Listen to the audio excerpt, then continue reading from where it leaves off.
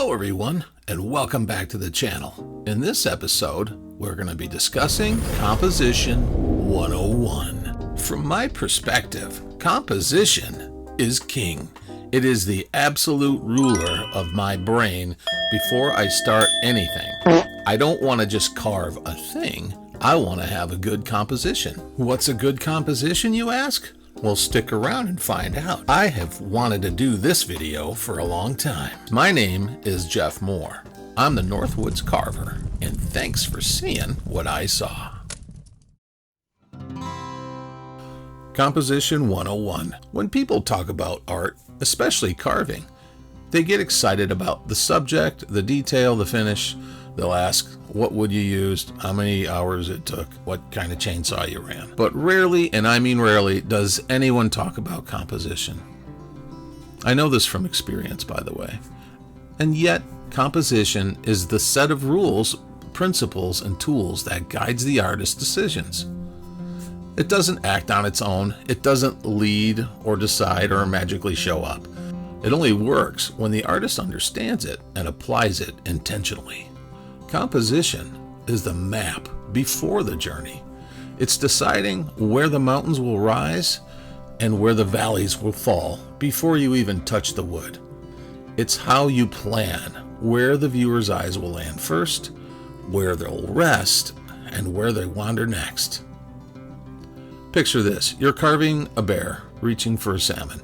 If you place them dead center, flat against each other, the story collapses into a still photograph with no pulse. But angle the bear's shoulders so that it leads into the salmon's leap. Give the salmon space to arc through the air, and suddenly the piece breathes. The eye moves.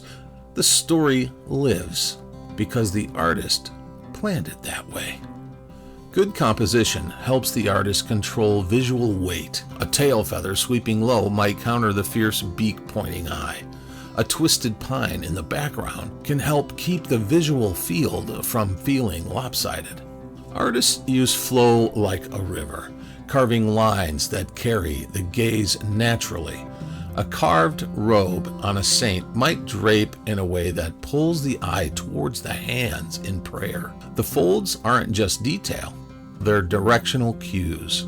And part of a strong composition is using scale effectively. The difference between a cub and a boulder behind it, between a single blade of grass and the whole field. This relationship helps guide the viewer's eye and establish a sense of importance and depth.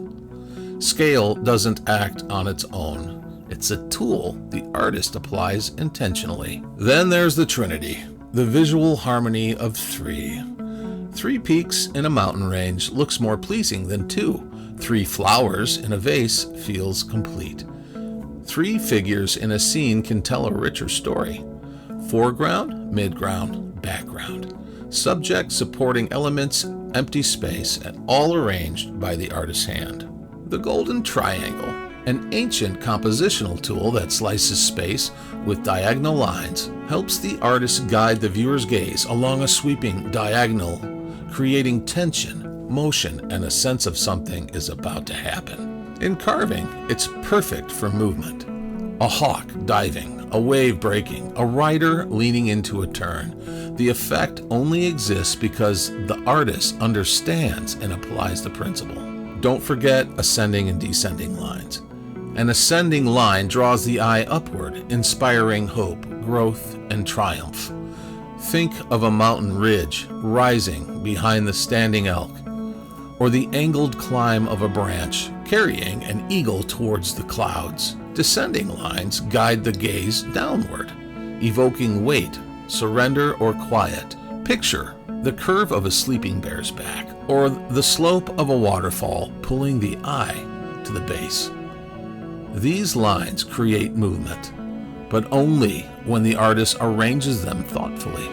Sometimes, even with the rules in place, you step back, look at your blocked out piece, and feel something is missing, a hole in the composition. Here's where experience comes in. Lamination, the ability to laminate appendages, an outstretched wing, a leaning branch, a raised paw, can be, and often is, a piece's saving grace. I've done it myself whenever I deemed it necessary. Adding to a carving after the fact isn't cheating. It's strategic composition surgery. The artist chooses how and where to add. That's what makes the piece work. And here's another truth. Sometimes it's not what you carve that makes a brilliant piece. It's what you don't carve. Negative space can speak louder than detail. The gap between an eagle's talons and the branch can hold more tension than if you filled it in. The space between the two figures can suggest longing, conflict, or connection without a single extra cut. And symbolism, sometimes it can carry more weight than the literal. A single carved feather can evoke flight, freedom, and memory more powerful than an entire bird. A weathered hand holding a seed can tell a generational story without carving the whole family. You can be the most skilled carver alive, but if the artist ignores composition, your masterpiece will always feel like something's missing, even if no one can name it. Composition is a set of tools and principles. It only works when the artist understands it and applies it intentionally. But here's the beauty of it. When applied with care, thought, and skill, composition becomes magic.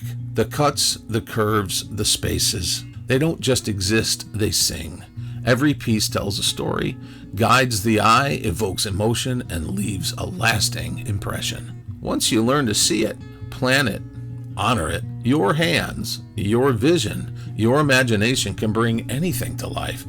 Every cut, every curve, every space becomes an opportunity to inspire, amaze, and leave a memory that lasts far longer than the wood itself.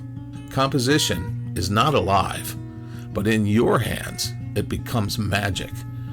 And that is the joy of creation, the thrill of mastery, and the power of turning vision into reality.